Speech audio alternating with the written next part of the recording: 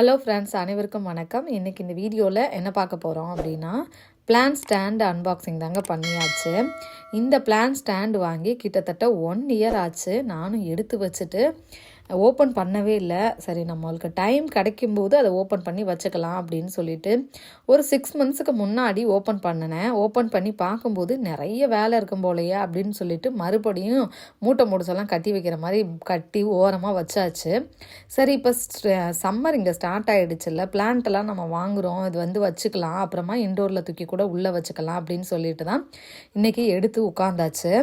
எடுத்துட்டு உட்காந்து பார்த்தீங்க அப்படின்னா, இதை அரேஞ்ச் பண்ணி முடிக்கிறதுக்கு 2.5 மணி நேரத்துக்கு மேலே ஆயிடுச்சு. ஸோ என் ஹஸ்பண்டும் நானும் சேர்ந்து பண்ணியே 2.5 மணி நேரம். ஸோ நான் மட்டும் பண்ணியிருந்தேன்னா பாசிபிளே இல்லை, பண்ணியிருக்க முடியாது. ஃபேமிலியாகவே உட்காந்துருக்கோன்னு பார்த்துக்கோங்களேன். ஃபேமிலியாக உட்காந்து தான் அதை பண்ணிகிட்டு இருந்தோம். இது வந்து வுட்டில் இருந்துச்சுங்க, அமேசான்லேயே வந்து கிடைக்கிது. நான் வந்துட்டு என்னென்னா, நம்ம இன்டோர் பிளான்ட் வச்சுக்கலாம் அப்படின்னு சொல்லி பிளானில் தான் லாஸ்ட்டு வின்டரில் வாங்கினேன்.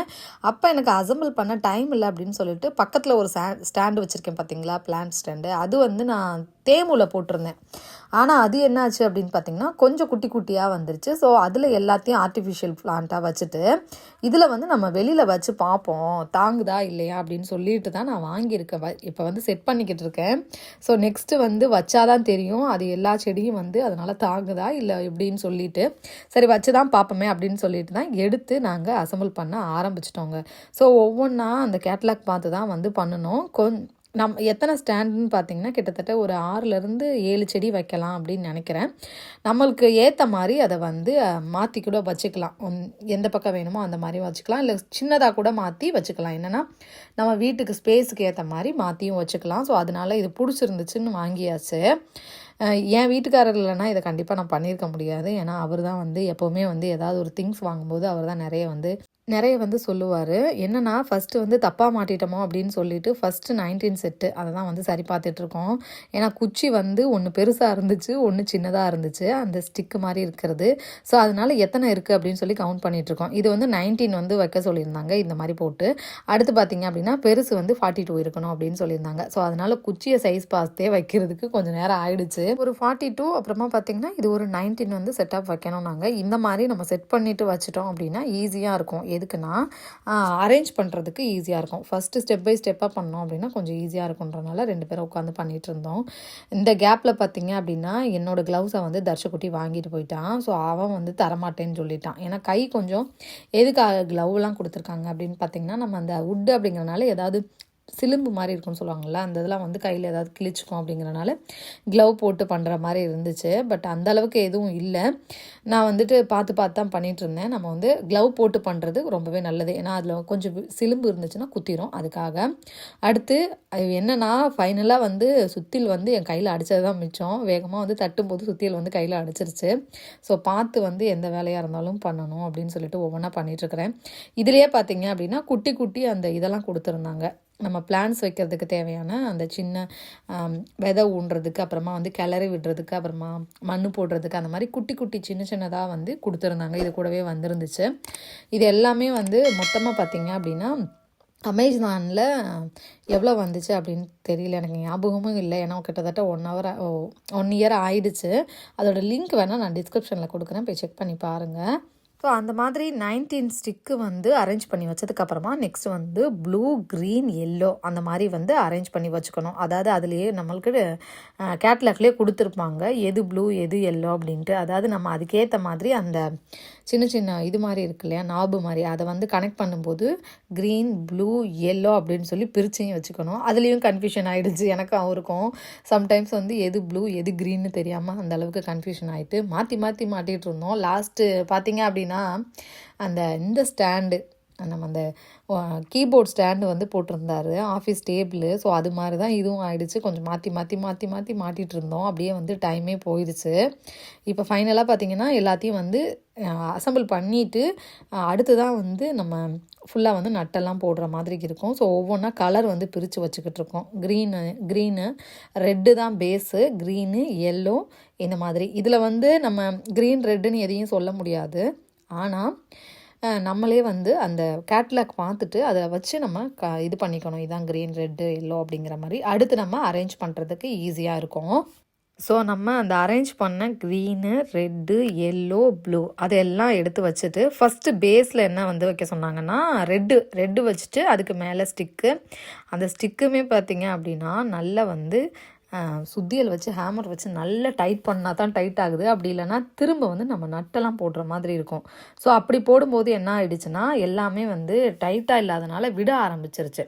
ஸோ அதனால் வந்து நல்ல சுத்தியல் வந்து அடித்து தான் வச்சு போட்டோம்.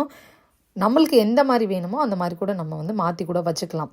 3 ஸ்டாண்டாக வைக்கிற மாதிரி கூட வச்சுக்கலாம். அப்படி இல்லைனா 2 போதும் அப்படின்னு நினச்சா கூட அதோட நம்ம ஸ்டாப் பண்ணிக்கலாம். நாங்கள் வந்துட்டு 2 தனியாக எடுத்து வச்சுட்டு மிச்சதை தான் வந்துட்டு அரேஞ்ச் பண்ண போகிறோம். ஏன்னா அந்த 2 ஸ்டாண்டையும் நம்ம தனியாக வச்சுக்கலாம். இது வந்து ஒரு 6-7 இருக்க மாதிரி வச்சுக்கலாம். பிளான்ஸ் வந்து ஒரு 6-7 பிளான்ட் மட்டும் வச்சுக்கலாம் அப்படின்னு சொல்லிட்டு அந்த மாதிரி தான் வந்து அரேஞ்ச் பண்ண போகிறோம். இப்போ என்ன பண்ணிகிட்ருக்கோன்னா அந்த 2 இதையும் போட்டு கனெக்ட் பண்ணிவிட்டு ஸ்க்ரூ போட்டு டைட் பண்ணணுங்க. ஸோ இதுதான் பெரிய வேலை இருக்கிறதுலையே. அப்போ தான் நானும் என் வீட்டுக்காரரும் சொல்லிகிட்டு இருந்தோம், பேசாமல் இதை எடுக்காமல் இருந்திருக்கலாமோ, எப்பயும் போல் இருந்திருக்கும் உள்ளேயே அப்படின்னு சொல்லிக்கிட்டு இருந்தேன். எப்படினாலும் நம்ம தான் அரேஞ்ச் பண்ணியாகணும், வாங்கியாச்சு. ஸோ அதனால் வந்து பண்ணிக்கிட்டே இருக்கோம். ஏன்னா நாங்கள் ஈஸியாக முடிஞ்சிடும் அப்படின்னு நினச்சேன். பட் கிடையாதுங்க, ரொம்ப டைம் எடுத்துக்கிச்சு. யாராவது வாங்குறீங்க அப்படின்னா கொஞ்சம் பொறுமையாக வாங்குங்க. பொறுமையாக மீன்ஸ் என்னென்னா பொறுமையாக வந்து நம்ம அரேஞ்ச் பண்ணணும். ஸோ அப்படி தான், பொறுமை இல்லைனா ஒன்றுமே பண்ண முடியாது போல். நானும் வந்துட்டு டைட் பண்ண முடியல, ஏன்னா ஒன்று தான் வந்து கொடுத்துருந்தாங்க. அப்புறம் ஸ்க்ரூ ட்ரைவர். ஸோ அதுக்கப்புறம் பார்த்திங்கன்னா வீட்டில் இருந்து எடுத்துகிட்டு வந்து திரும்பவும் வந்து டைட் பண்ண ஆரம்பித்தோம். ஸோ இந்த மாதிரி 2 பேரும் உட்காந்து பொறுமையாக தான் பண்ணணும், வேறு வழியே இல்லை. எடுத்து போட்டாச்சு அப்படின்னு சொல்லிட்டு பண்ணியாச்சு. நானும் சொன்னேன், இப்போ கொஞ்சத்தை மட்டும் அரேஞ்ச் பண்ணிவிட்டு மீதியை ஒரு சும்மா 2 ரேக் மட்டும் பண்ணிக்கலாம்ப்பா, அடுத்து வந்து நம்ம வச்சுக்கலாம், இருக்கட்டும் அப்படின்னு நான் சொன்னேன். இல்லை, பண்ணுறோம், ஒரே தான் எல்லாத்தையும் பண்ணிடலாம் அப்படின்னு சொல்லிட்டாரு. ஸோ அதனால் வந்து எல்லாத்தையும் வச்சுக்கிட்டு இருக்கோங்க. ஃபைனலாக எல்லாத்தையும் வச்சதுக்கு அப்புறமா தான் ஸ்க்ரூ போட்டு டைட் பண்ணணும் உட்காந்துட்டு. இப்போ பார்த்திங்கனாலே தெரியும், இந்த மாதிரி இது ஸ்டெப்பாக பண்ணலாம் அப்படின்னு சொல்லிட்டு வச்சுருந்தோம். நல்லா இருந்துச்சு. ஆனால் அதுக்கப்புறம் நல்லா டைட் பண்ணிவிட்டு இந்த மாதிரி வந்துச்சு. ஃபுல்லாகவே பார்த்திங்க அப்படின்னா இப்போ ஸ்க்ரூ போட்டு டைட் பண்ணியாச்சுங்க. ரொம்ப நல்லா இருந்துச்சு. இதுக்கு மேலேயும் நம்ம 2 கூட வைக்கலாம். நாங்கள் வந்து அந்த 2 மட்டும் தனியாக எடுத்து வச்சுட்டோம். ஏன்னா அது வந்து தனியாக ஒரு 2 பிளான்ட் கூட வச்சுக்கலாம், குட்டி குட்டியாக பிளான்ட் வச்சுக்கலாம். இதை வந்து நம்ம பெரிய பிளான்ஸ் கூட வச்சுக்கலாம் அப்படின்னு சொல்லிட்டு இதை வந்து தனியாக வச்சுட்டோம். அதை வந்து இன்னொரு நாள் கனெக்ட் பண்ணணும். அதை வந்து எடுத்து ஓரமாக வச்சாச்சு. அதுக்கு எப்போ விடிவு காலம் அப்படிங்கிறது எனக்கு தெரியல. தர்ஷுக்குட்டியும் ஹர்ஷனும் பார்த்திங்க அப்படின்னா எங்களுக்கு ஹெல்ப் பண்ணுறன்ற பேரில் ஸ்க்ரூ எல்லாம் எடுத்து வெளியில் போட்டுக்கிட்டு இருக்கானுங்க. அவனுங்களுக்கும் போர் அடிச்சிருச்சு, என்ன தான் பண்ணுறீங்க அப்படிங்கிற மாதிரி ஆகிடுச்சு. ஸோ ரொம்ப நேரம் உட்காந்துட்டு இருந்தோம். நான் கூட ஈஸியாக இருக்கும் அப்படின்னு நினச்சிட்டேங்க. ஏன்னா அது எடுத்தோடனே அப்படியே அசம்பிள் பண்ணுறது தானே அப்படின்னு சொல்லிட்டு நானும் வந்துட்டு அப்படி தான் நினச்சேன். பட் இந்த மாதிரி இல்லை, இதெல்லாம் போட்டு அதுக்கப்புறம் ஸ்க்ரூ போடுறது தான் கொஞ்சம் கஷ்டம். நல்லா வந்து டைட் பண்ணுற மாதிரி இருந்துச்சு. கையே வலி எடுத்துக்கிடுச்சு அந்த டேவே எனக்கு. அதுக்கப்புறம் நம்ம வேலைகள்லாம் பார்க்கணும் அப்படிங்கிறனால 11:30க்கு ஸ்டார்ட் பண்ணேன்னு நினைக்கிறேன். முன்னாடி சொல்லியிருப்பேன் 11:30 சம்திங் ஸ்டார்ட் பண்ணி 2:30 3 ஆகிடுச்சுங்க. எனக்கு தெரியல, எக்ஸாக்டாக ஞாபகம் இல்லை. கிட்டத்தட்ட எப்படியும் 3 மணி நேரம் 2.5 மணி நேரத்துக்கு ஆயிடுச்சு அப்படின்னு தான் தெரியும். என் வீட்டுக்காரர் இருந்துட்டு எதுக்குடா இதை தொட்டோம் அப்படின்னு நினச்சிட்டு இருப்பார் போல். நானும் வந்து அதான் சொல்லிட்டு இருந்தேன், கொஞ்சம் லேட்டாக கூட எடுத்துருக்கலாம் இல்லைப்பா அப்படின்ட்டு நிறைய டைம் வந்து சொல்லிக்கிட்டே இருந்தேன். ஃபைனலாக எல்லாத்தையும் போட்டுட்டு உங்களுக்கு காட்டுறேன் பாருங்கள் எப்படி இருக்குது அப்படின்னு சொல்லிட்டு. ஸோ எப்படி இருக்குன்னு சொல்லுங்கள். இதில் 7 பிளான்ட் வைக்கலாங்க. இதுக்கு மேலே அப்படின்னா நம்ம 2 கூட அரேஞ்ச் பண்ணிக்கலாம். அதை பொறுமையாக வச்சுக்கலாம் அப்படின்னு சொல்லிட்டு விட்டாச்சு. ஸோ நெக்ஸ்ட் ஒரு வீடியோவில் பார்க்குறேன். பாய்.